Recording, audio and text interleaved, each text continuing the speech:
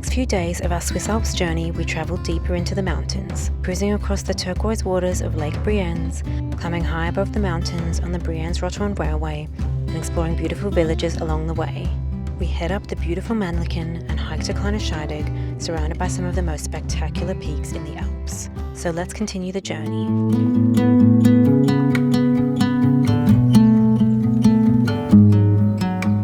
We started off our day by taking the BLS cruise boat from Interlaken to Brienz. And this is not just a journey between the two locations, this is an amazing experience in itself. The boat station is just a few minutes walk from Interlaken railway station, so it's a really easy connection if you're arriving by train. The journey takes just over an hour and follows the beautiful turquoise waters of Lake Brienz, with the mountains surrounding you almost the entire way. And if you're planning this trip yourself, the boat is actually included with the Swiss travel pass and the Bernese Oberland pass. We had a Bernese Oberland pass because it was so useful for our travels around the area. You can purchase a ticket just for the journey or choose a day pass if you want to spend more time exploring the villages along the lake. Our full-price Lake Brienz day pass is currently 72 Swiss francs in second class, or 108 francs in first class. We travelled in second class for this journey, which meant we stayed on the main floor of the boat. It wasn't too busy, so we had plenty of room to enjoy the views. If you have a first class ticket, you can head upstairs to the first class area, but we were perfectly happy staying down here this time. Along the way, the boat passes little lakeside villages and some of the most beautiful scenery in the Bernese Oberland. You can see places like Böningen and Ringenberg, and further along the lake there are stops for destinations including Iseltwald and Giesbach, home to the famous Giesbach Falls. Eventually, the mountains open up and you arrive into Brienz, a beautiful lakeside village known for its traditional wooden chalets, flower-filled streets and historic steam railway. And this was just the beginning of our day, because from Brienz we were heading straight onto one of Switzerland's most iconic mountain experiences. And I was so excited.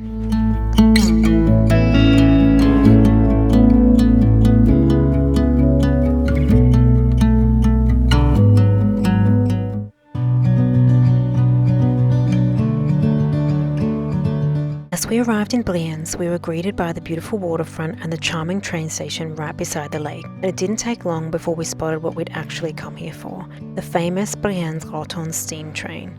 Seeing one of these beautiful old locomotives sitting at the station for the first time was so exciting. We'd been looking forward to this part of the trip, and seeing it in person made it feel even more real. But we'd arrived early, so before heading up the mountain, we decided to take some time to wander around Brienz and take in the village.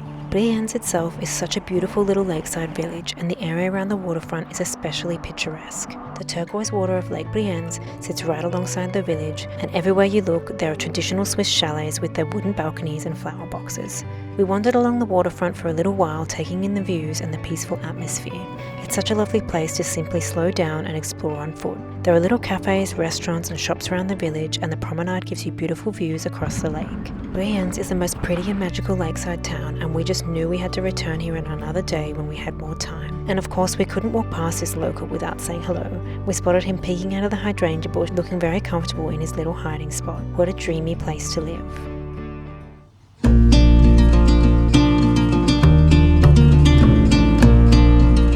And now it was finally time for the part of the day we'd been looking forward to, the Brienz Rothorn Railway.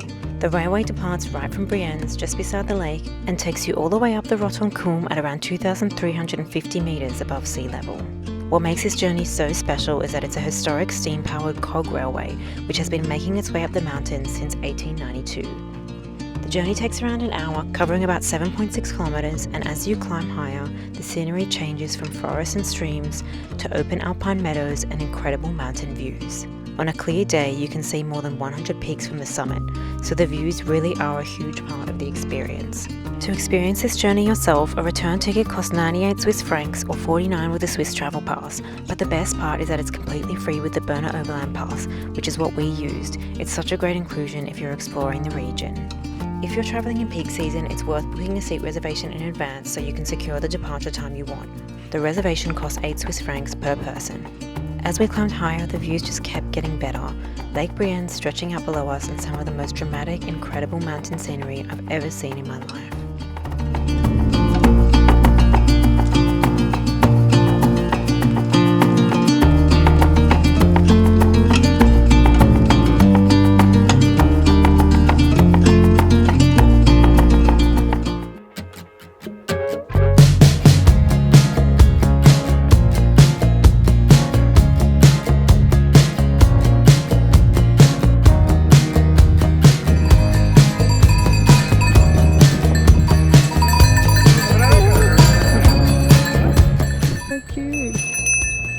Have you been upstairs? Not yet. If you go upstairs, you might see at least 15, not goats. While greeting those cute goats, we got to chatting to a local goat herder who told us there were around 15 ibex up at the top. These majestic wild alpine goats are native to the Swiss Alps and are known for their large and impressive curved horns. I got so excited because I really wanted to meet some ibex during our time in Switzerland, but unfortunately on this occasion we did not get to see them. At the top of the Brienzer Rothorn, it felt like we'd entered a completely different world, surrounded by mountains in every direction with Lake Brienz stretching far out below us. There's a restaurant right at the summit as well as a viewing terrace which gives you an incredible panorama across the Bernese Alps. We had a bite in the restaurant before spending some time taking in the incredible views. One thing we noticed at the mountain restaurants in Switzerland is that the menus tend to be quite similar. You'll often find classics like Rösti, sausages, soups, and Kässpätzle. That's a soft, cheesy noodles topped with crispy fried onion. That was my absolute favourite, and I think I ate that at every mountain excursion we went on here. There are also several hiking trails you can take from the summit, including the famous Brienzer Ridge hike, which follows the dramatic ridgeline towards Interlaken. It's a long and quite exposed hike, so we decided to save it for another visit, but it is definitely one that we want to try in the future because I will definitely be back here. Standing up there surrounded by all that scenery felt so surreal, and this was an experience that will stay with me forever.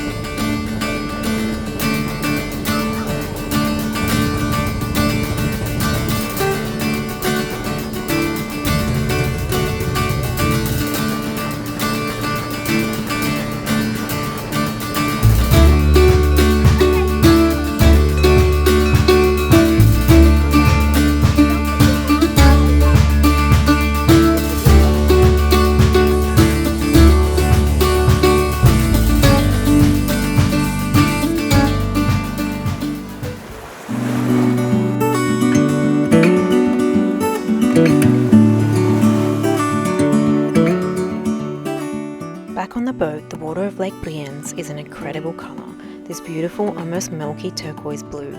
It gets its colour from the fine glacial sediment carried down from the surrounding mountains, giving the lake that distinctive blue-green appearance. It almost doesn't look real, but I can assure you it looks exactly like this in person. We passed the beautiful Grand Hotel Giesbach, built in the 1870s and once a glamorous hotel during the Belle Epoque. It sits right above the Giesbach Falls, with the historic funicular connecting it to the lake below.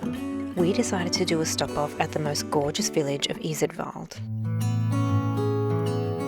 This village is particularly charming with its traditional wooden chalets, narrow little streets and small peninsula stretching out into Lake Brienz.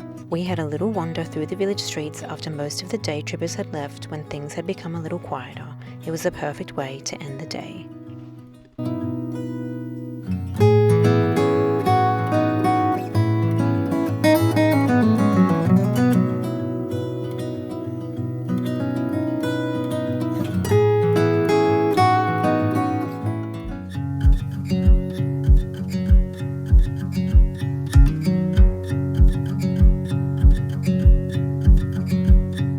The next day we headed to Männlichen. The train journey from Interlaken Ost to Grindelwald Terminal is so beautiful, winding through the mountains and the Swiss villages. Just make sure you get off at Grindelwald Terminal if you're heading to Männlichen cable car instead of Grindelwald Station. From Grindelwald Terminal, we took the gondola up to Männlichen, and this was another journey where the views were just incredible.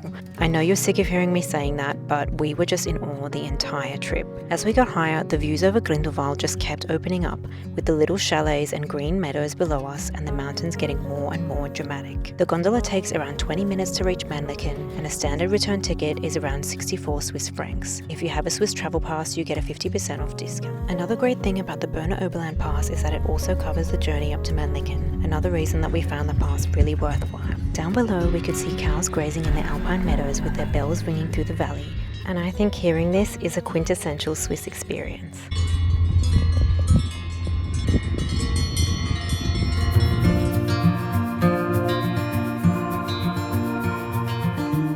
When we reached Männlichen, we were greeted by spectacular views. The summit sits at around 2,300 metres between Grindelwald and Wengen, with the Eiger, Mönch and Jungfrau directly in front of you.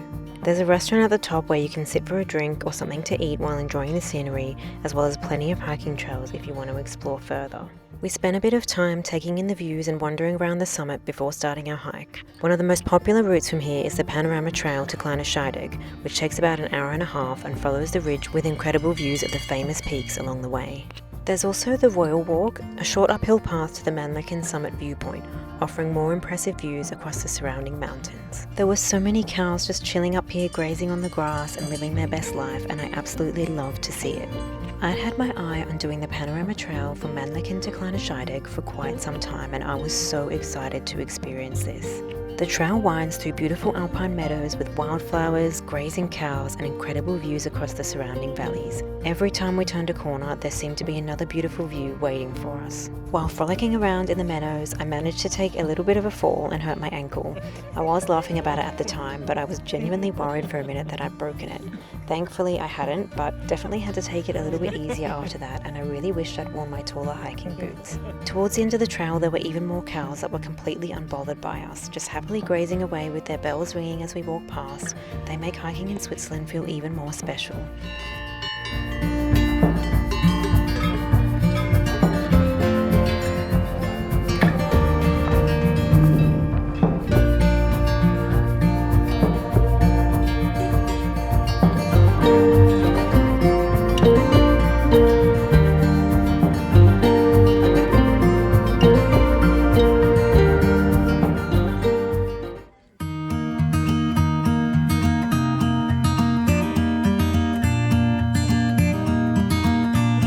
Once we arrived in Kleine Scheidegg, we were absolutely blown away by the views here.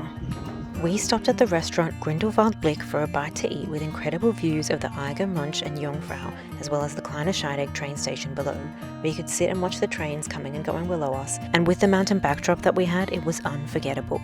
We had a refreshing panache, which is basically a beer mixed with lemonade and comes ready mixed in a bottle here in Switzerland, along with Rösti croquettes, which are crispy bites made from grated potato, and we both shared a cheese fondue. At the top of the restaurant, there's a little wooden hut with spectacular views overlooking all of the mountains surrounding, and it was just the most incredible place I've ever been to. Once again, it just kept getting better and better. This has to be one of my favorite places in the Alps, and we actually came back here 3 times on this trip, so stay tuned for the next videos when we come back here.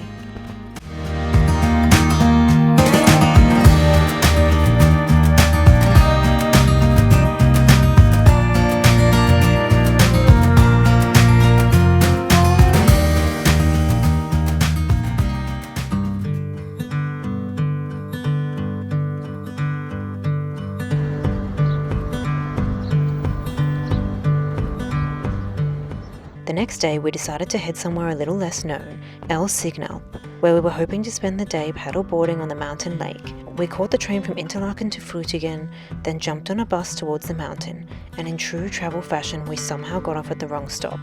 After a little confusion and figuring out where we actually needed to be, we eventually made our way to the right stop, where we caught a tiny minibus that wound its way up through the mountain, and this bus driver was playing the funniest music.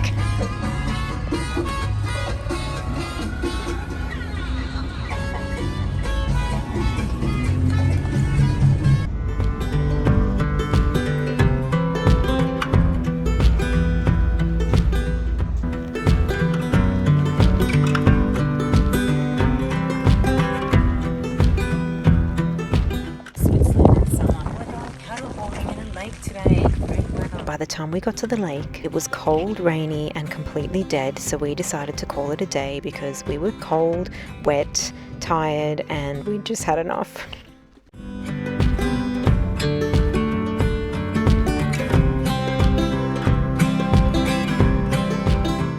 After a long day, we decided to keep things cozy and had a hearty dinner at the lovely vintage Kuhikashli restaurant that we'd been to the other night before spending the evening tucked away in our accommodation. It was a perfect way to end the day and recharge for what was coming next. If you enjoyed this video, don't forget to like and subscribe and come along with us as we head to the famous Grindelwald and the fairy tale village of Lauterbrunnen next. See you next time.